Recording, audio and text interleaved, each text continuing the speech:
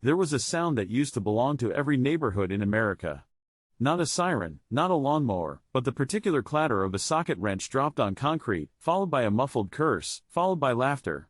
It came from driveways and backyards and the gravel lots behind gas stations, and it meant a teenager was under a car that was never supposed to run again, trying to make it run anyway. That sound is mostly gone now.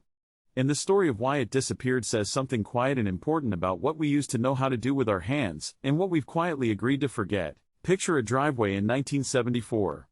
Concrete stained black in a permanent oil shadow, because that spot had been used for the same purpose for a decade. A 16-year-old is lying on a creeper made from a plank of wood and 4 roller skate wheels, staring up into the guts of a Chevelle or a Nova or whatever had come into his life for $200 and a promise to his mother that he'd get it running. He didn't have a choice, not really. If you wanted a car in that world, and you weren't born into money, you didn't buy one. You built one, out of the bones of something already dying. This wasn't a hobby in the way we think of hobbies now, something chosen for pleasure and abandoned when it got difficult. It was closer to a survival skill, the same way knowing how to patch a bicycle tire or sew a button was just assumed knowledge, something you picked up because the alternative was walking, or staying home, or asking your father for money you both knew he didn't have. A used muscle car in the 70s wasn't a status symbol yet. It was often just the cheapest thing with an engine, sold off by a first owner who'd moved on to something newer, and bought by a kid who had more time than money and was willing to trade one for the other, and time was the currency that made the whole thing work. A teenager with an afternoon and a Chilton manual could do things that would take a mechanic an hour, except it would take the kid all weekend, and that was fine, because the alternative wasn't paying someone else, the alternative was not having a car at all. So he'd pull the head off a small block engine on a Saturday morning with no real idea what he was doing, working from a paperback manual with grease-stained pages and a diagram that never quite matched what he was looking at. By Sunday night, more often than people remember, it ran. Not perfectly. Not quietly. But it ran, and that was a kind of magic that a kid could actually manufacture with his own 2 hands. Part of what made this possible, what made it almost inevitable, was the car itself. The engines of that era were simple in a way that's hard to explain to anyone who's only ever known a car with a computer in it. A carburetor was a mechanical device, gaskets and springs and a float that rose and fell with fuel level, and you could understand it the way you could understand a bicycle chain, by taking it apart and watching how the pieces depended on each other. There was no module to plug a diagnostic scanner into, because there was no module. If the car wasn't running right, the answer was somewhere in front of you, visible, touchable, made of metal you could hold in your hand and turn over and squint at until you understood what it was supposed to do. This is the part of the story that tends to get romanticized, and it's worth pausing to say plainly that it wasn't all golden light and satisfying wrench turns. It was skin knuckles and rounded off bolt heads. It was borrowing tools from 3 different neighbors because nobody owned a full set. It was the particular helplessness of realizing, an hour into a job, that the part you needed didn't exist anymore, and the junkyard 40 minutes away might have one, might not, and you wouldn't know until you got there and climbed through a field of rusting hulks looking for the exact year and trim that would give up its parts to keep yours alive. It was expensive in time and often in blood, in the small, specific way that a slipped wrench draws blood from a knuckle against a manifold that's still hot enough to remember it, but there was a currency in that difficulty that's easy to miss now. Every hour spent underneath that car was an hour of the kid becoming someone who understood machines, and by extension understood a piece of the physical world that most people just move through without ever really seeing. And there was a social dimension to it too, one that doesn't show up in the parts catalogs. This wasn't usually solitary work. The garage or the driveway became a gathering place, the way a porch or a soda fountain might have been for a different kind of teenager. Friends would show up not because they were invited exactly, but because word got around that so-and-so was pulling a transmission, and that was as good a reason as any to spend a Saturday. Someone would hold a flashlight.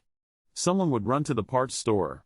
Someone would just sit on an overturned bucket and talk while the work happened, and somewhere in that talking, a kind of mentorship passed between them without anyone calling it that. An older brother, an uncle, a neighbor who used to work at a filling station, would wander over and look at what was going wrong, and instead of fixing it himself, would ask a question. What does it sound like when it does that? When did it start? Show me. And the teenager would learn, not from a book this time, but from a person standing next to him who'd once been just as lost under a hood and had figured it out the same slow way. There's a version of this story that belongs to girls too, quieter and less documented, but real. A daughter who wanted her own car badly enough to learn how to keep the family's second vehicle alive, who picked up the same skills out of the same necessity, even if the mythology of the era mostly pictured a boy under the hood. The knowledge didn't care who held the wrench. It only cared whether you were willing to get dirty and stay curious past the point where most people give up. What this produced, generation after generation, was a particular kind of confidence that's hard to name precisely but easy to recognize when you see it in someone. A person who has taken an engine apart and put it back together, and had it actually run afterward, carries a certain relationship with the physical world that's different from someone who hasn't. Things stop being magic. A problem becomes something you can look at, something with a cause, something that yields to patience and the willingness to get your hands filthy and try again. That confidence didn't stay in the garage. It showed up later, in careers, in the way a person approached a broken washing machine or a leaking faucet or a business that wasn't working the way it should. Competence has a way of generalizing, once you've earned it once, and then, slowly, the world under the hood started to change. It didn't happen all at once, and it didn't happen because anyone set out to take something away from teenagers. It happened because cars got better, in almost every way that mattered to almost everyone. Fuel injection replaced carburetors, and it was more efficient, more reliable, cleaner for the air a whole country was breathing. Computers began managing ignition timing with a precision no human hand could match with a wrench and a timing light. Emissions regulations, entirely reasonable ones, meant into every engine bay a new layer of complexity, sensors and wiring harnesses and control modules that existed to keep the exhaust cleaner and the engine running better, and did exactly that. But the cost of all that improvement, uncounted and unintended, was legibility. A car from 1975 told you what was wrong with it, eventually, if you looked hard enough and knew what you were looking at. A car from 2005 mostly didn't. It threw a code, a string of letters and numbers that meant nothing without a scanner and a subscription to a database, and even once you had the code translated, half the time the fix required a specialized tool or a dealership computer or a part that was sealed inside a module you weren't meant to open. The engine bay itself changed too, physically.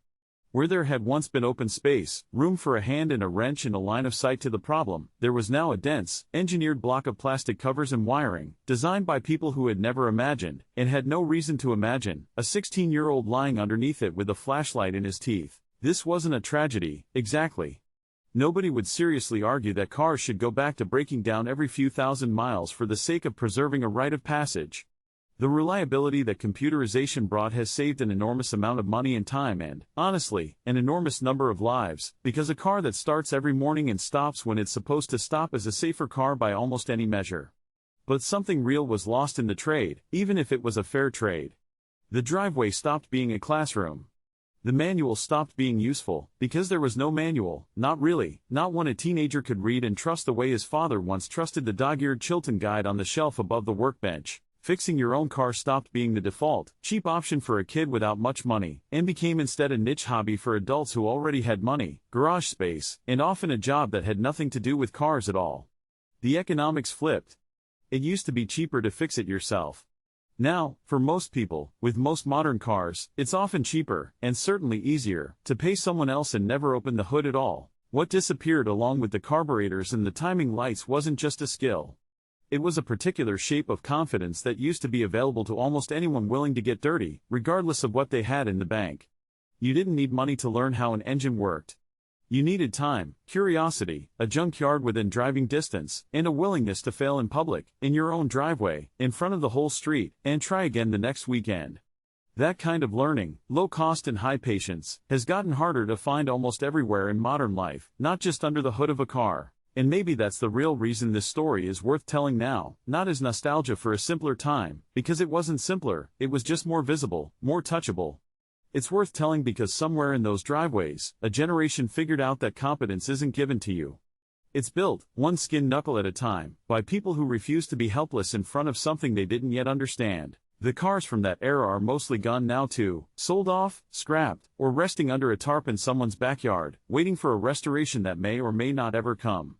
But every so often you'll still hear that sound, somewhere, a wrench dropped on concrete, a curse, a laugh, and it's worth remembering what it used to mean. Not just a car getting fixed. A person getting made.